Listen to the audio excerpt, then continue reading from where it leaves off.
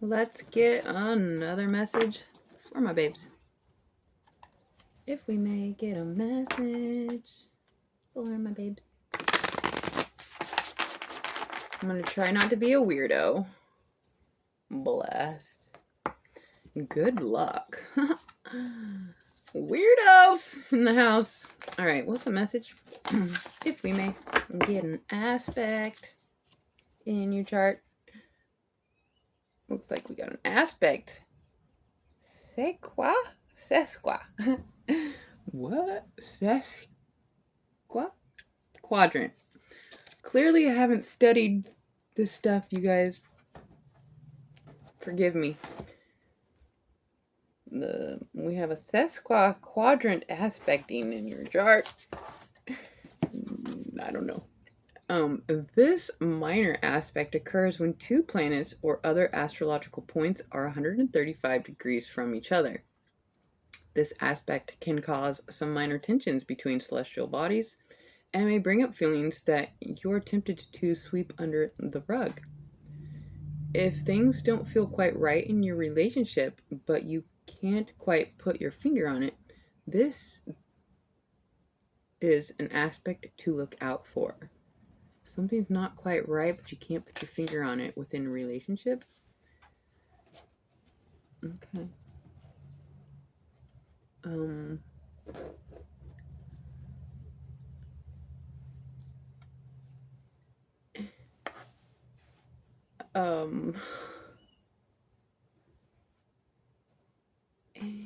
Okay, I'm just gonna not speak on that, please. Okay. Blessed.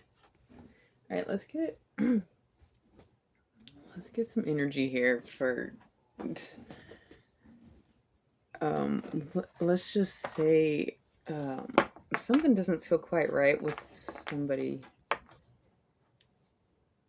I could say that for everybody in my life, but it's probably me. I'm the common denominator. I'm the weirdo. Anyways, let's just take me out of this and try to discuss the problem. It's not a problem. It's like something's a little misunderstood. So we're gonna get an energy blank at the bottom. We're gonna get an energy that you're let's say this person you know, I was supposed to have an interview yesterday and she never called me. Something's just not quite right. So it doesn't have to be like a lover. I'm just saying because I'm trying to like,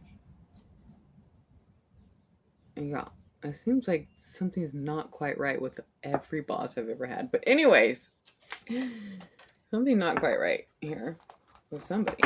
And we're going to get their energy, if we may, please, just to understand better. We're going to tap in a little bit, see if we can discover what is the dealio.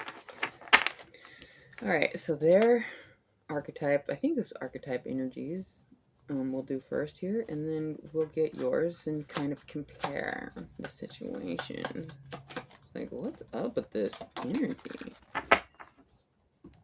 What? Guide? Oh, well, I guess there could be a shadow attribute here. All right, so somebody you're connected to, that something's not quite right. They are in guide energy, and if something's not quite right, I'm leaning towards it's probably going to be a little more of the shadow attribute, but let's not jump to conclusions. Light attribute of the guide represents the nature of the divine in life and in yourself. Represents the nature of the divine in life and in yourself. Shadow attribute places financial gain and control over imparting spiritual insight.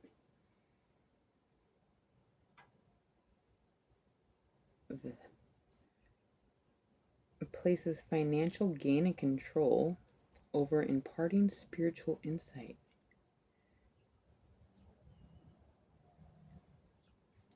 It's like This is, I have had to struggle with this energy personally because I don't want to yell and get angry, but I'm a little triggered. But it turns out we need to make money. And so, because I did the whole avenue where God will provide. Yep, God provides. But we still need money. It's like there's no way around it. And so to be paid for your guidance, it is so bizarre. Why is it such a mucky thing where we confuse the value of our guidance with, because you can't really put a monetary value on divine guidance, but we need to pay the bills. It's so frustrating. So this isn't exactly where I think the message is going. I'm just speaking on personal experience. Like the church makes money off of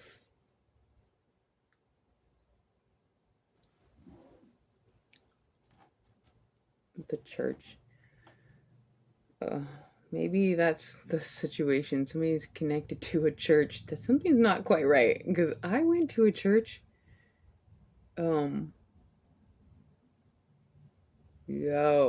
Something's not quite right about whoever, whether it's a church or a person or a whole religion. Like there's something not quite right about the guide, and it has to do with money. And I am, it's like I don't ask for money for my guidance, but because I have to pay the bills, and this is the best thing this is what I'm best at. It doesn't seem quite right to me either, and so together it just doesn't seem quite right. It's so frustrating. So we're just gonna eventually get over that somehow. Very critically aware of abusing our power. It something not quite right about the system and how we have to pay for knowledge. That's what it is. We shouldn't have to pay for this knowledge, but we do. Some of us pay with our life trying to figure this shit out. How bizarre. This message, very triggering. Okay, let's see. Where can we get some advice here? Mm-hmm.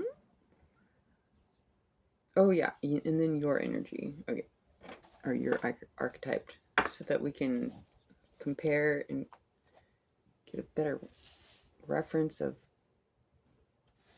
how to understand what seems just not quite right.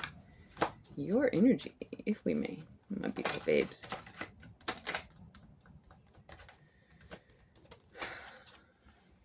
Addict.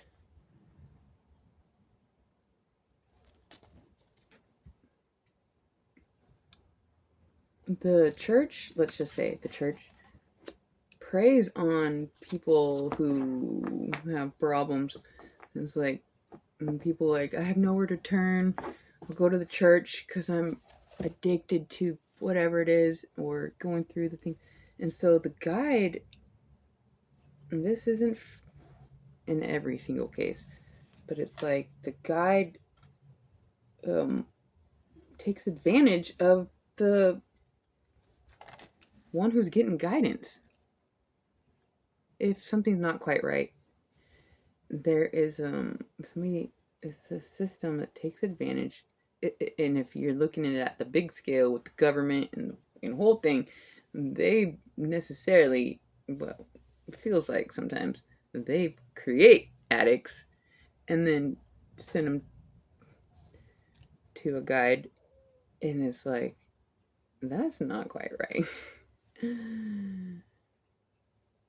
So we just need to be so very careful with our mind, body, and spirit, and who we look to and what they're doing to get paid. So let's read it. Addict, my beautiful babes. Helps you recognize and confront addictive behavior. So when you go to the church session, they'll often talk about addiction, and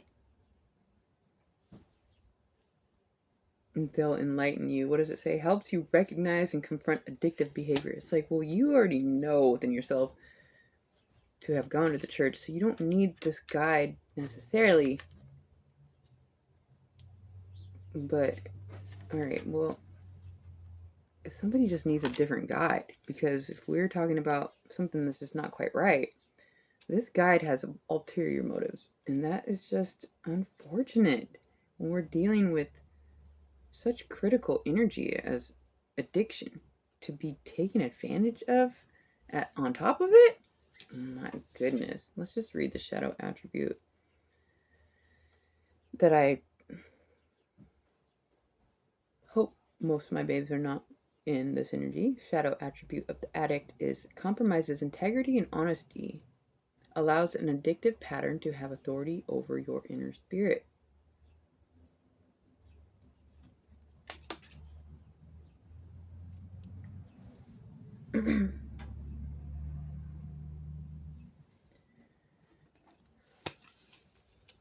um, the majority of the answers I believe that I have come to know have been found from within. Lots of outer help, but I feel like saying, to wrap the message up here, is that you can be your own guide. If something's not quite right with the ones that have been guiding you, trust that you have this innate instinct, this innate ability to guide yourself.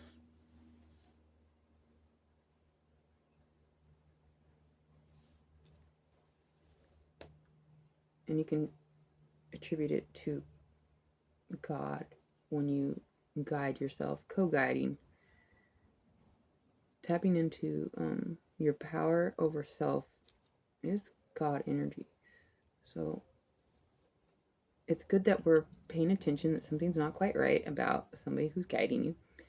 And they are necessarily, according to the cards here,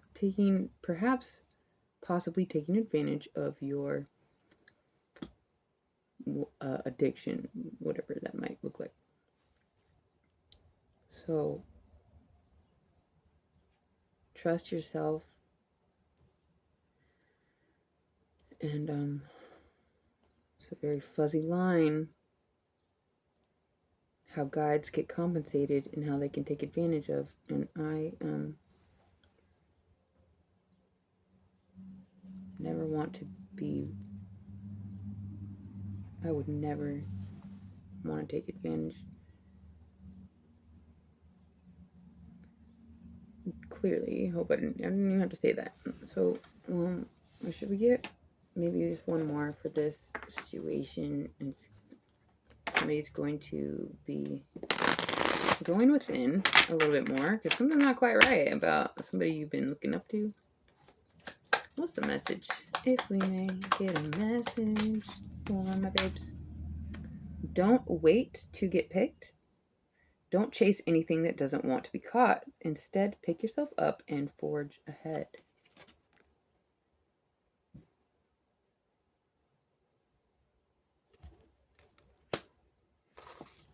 So, don't wait to get picked.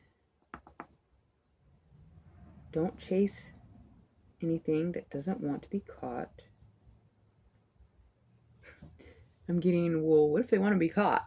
Then chase them? That's kind of cute. Side note. Instead, pick yourself up and forge ahead. Just forge ahead, like the photo. Just take care of yourself. Trust that we have a built-in compass, instinct that we can trust if we, keep things simple and clean and organized so that we can hear that inner guidance. So that's what I have for my babes. I truly hope that helped. Until next time.